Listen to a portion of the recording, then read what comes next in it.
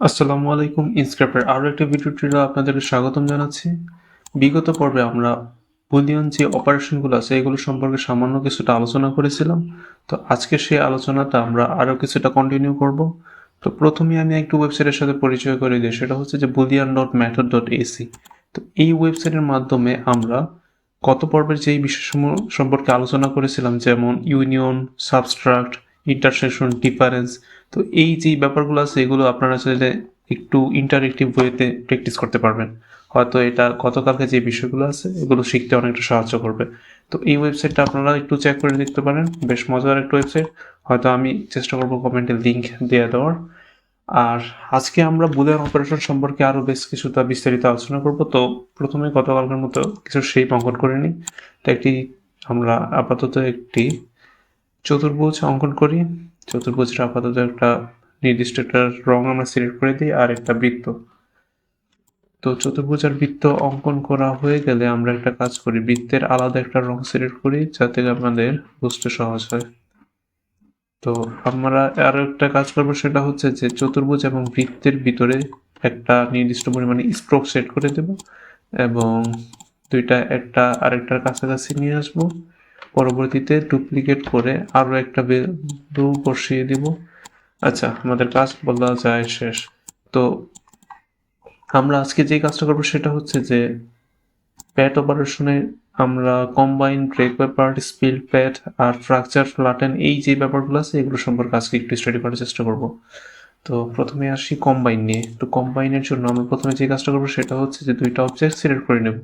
দুইটা object select করার পর আমরা যদি প্যাথ মেনু থেকে কম্বাইনটা সিলেক্ট করি তাহলে দেখতে পারবেন যে এক্ষেত্রে দুইটা অবজেক্ট একটা অবজেক্ট হয়ে গেছে। তো আমরা যদি নোট টুল অথবা কিবোর্ডের এন বাটন চাপ দিই তাহলে দেখতে পারবেন যে প্রত্যেকটা অবজেক্ট একসাথে কানেক্ট হয়ে গেছে। তো এখন হয়তো প্রশ্ন করতে পারেন যে গত ক্লাসে আমরা একটা টুল দেখছিলাম সেটা হচ্ছে ইউনিয়ন। তো ইউনিয়নও ঠিক সেম কাজটা করে, কিন্তু কম্বাইনের ক্ষেত্রে ব্যাপারটা একটু আলাদা। তো আমি একটা কাজ করি, ডান পাশে যে দুইটা অবজেক্ট আছে এই ক্ষেত্রে আমরা ইউনিয়ন অ্যাপ্লাই করি, যেটা আমরা গত ক্লাসে শিখেছিলাম। তো প্যাথের ভিতরে যদি আমরা ইউনিয়ন অ্যাপ্লাই করি তাহলে দেখেন যে ডিফারেন্সটা। তো আমাদের কম্বাইনের ক্ষেত্রে স্ট্রোকটা ঠিক যেই জায়গায় আসে ঠিক ওই জায়গাতেই থাকে, অর্থাৎ স্ট্রোকটা পরিবর্তন হয় না। কিন্তু ইউনিয়নের ক্ষেত্রে স্ট্রোকটা একসাথে মার্জ হয়ে যায়। তো স্ট্রোকটা যখন আমরা অবজার্ভ করতে চাবো অথবা সংরক্ষণ করতে চাবো তখন হচ্ছে আমরা কম্বাইনটা ব্যবহার করি। তো এটার আরও একটা বেশ মজার ব্যবহার হচ্ছে, আমরা যদি স্ট্রোক নিয়ে কাজ করি, তো আমি একটা কাজ করি সেটা হচ্ছে যে একটা একটা প্যাড তৈরি করি, তারপর সেটাকে বেশ কয়েকটা ডুপ্লিকেট করি, তাহলে বুঝতে হয়তো সহজ হবে। তো এই হচ্ছে আমার একটা প্যাড তৈরি হয়ে গেল। তো আমরা একটা কাজ করি যে এটাকে, আচ্ছা আমাদের কাছে এখন বেশ কয়েকটা প্যাথ আছে। তো আমরা একটা কাজ করবো, সবগুলো সিলেক্ট করবো, তারপর এখানে যদি আমি ইউনিয়ন অ্যাপ্লাই করি, প্যাথের ভিতর ইউনিয়ন, তাহলে দেখবেন যে সব কিছু বেনিশ হয়ে গেছে এক প্রকার। তো কিছুই আমার কাছে নাই। তো আমরা যেটা চাই না, আমরা চাইতেছি যে সব কিছু একসাথে কানেক্ট করতে। তো স্ট্রোক কানেক্ট করতে আমরা চাইলে ইউনিয়ন ব্যবহার করতে পারি না। সেক্ষেত্রে আমরা যে কাজটা করবো সেটা হচ্ছে কম্বাইন। তো আমরা যদি কম্বাইন করি তারপর যদি আমরা নোট টুল দিয়ে সিলেক্ট করি তাহলে দেখবেন যে সবগুলো একসাথে কম্বাইন অথবা কানেক্ট হয়ে গেছে। তো এটা হচ্ছে আমাদের কম্বাইনের যেই কনসেপ্টটা। তো তারপর আমরা ফেরত আসি হচ্ছে, আমরা আরেকটা কাজ করি। আচ্ছা ঠিক আছে, যা হোক, আমরা এখন সবার বাম পাশে যে অবজেক্ট আছে এখানে একটা চতুর্ভুজের একটা বৃত্ত, দুইটা কম্বাইন অবস্থায় আছে। তো কম্বাইন অবস্থায় যেহেতু আছে সুতরাং আমি যদি কোনো প্রপার্টিস অ্যাপ্লাই করি দুইটা একসাথে হয়ে যাবে। তো আমরা যদি কম্বাইন করার পর চাইলে দুইটাকে আলাদা আলাদা করতে পারি, অর্থাৎ ভেঙে ফেলতে পারি। তো সেই কাজটা করার জন্য আমরা তৃতীয় টুল ব্যবহার করি, সেটা হচ্ছে ব্রেক অ্যাপার্ট। তো ব্রেক অ্যাপার্ট যখন দেবো তখন দুইটা আবার আলাদা আলাদা হয়ে যাবে। তো এটা হচ্ছে কম্বাইন আর ব্রেক অ্যাপার্টের ব্যাপারটা। এক্ষেত্রে একটা লক্ষণীয় বিষয়টা হচ্ছে যে যখন আমরা ইউনিয়ন অ্যাপ্লাই করবো তখন কিন্তু দুইটা জিনিস আমরা আলাদা করতে পারবো না, কিন্তু যখন আমরা কম্বাইন করবো তখন কিন্তু আমরা সেটাকে আলাদা করতে পারবো। তো এটা হচ্ছে ব্রেক অ্যাপার্ট।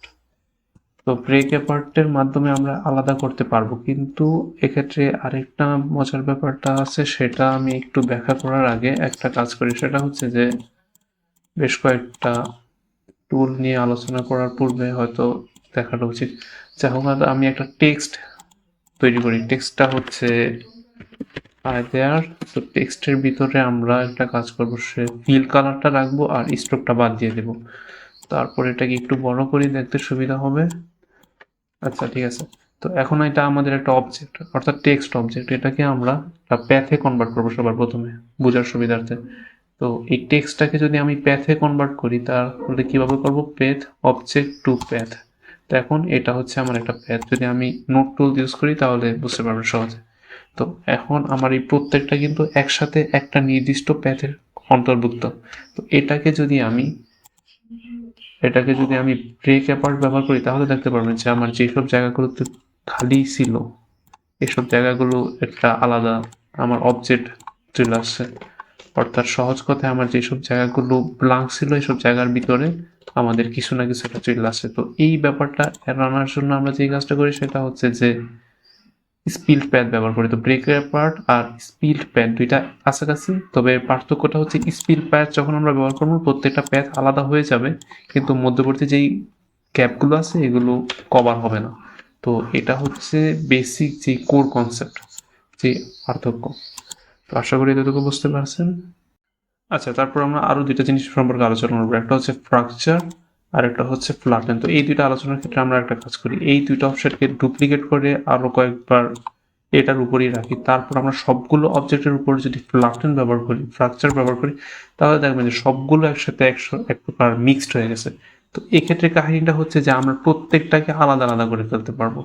তো এটা হচ্ছে আমাদের ফ্রাকচারের ব্যাপারটা, সব একসাথে কানেক্ট হয়ে যাবে এবং প্রত্যেকটা ইন্ডিভিজুয়াল হয়ে যাবে।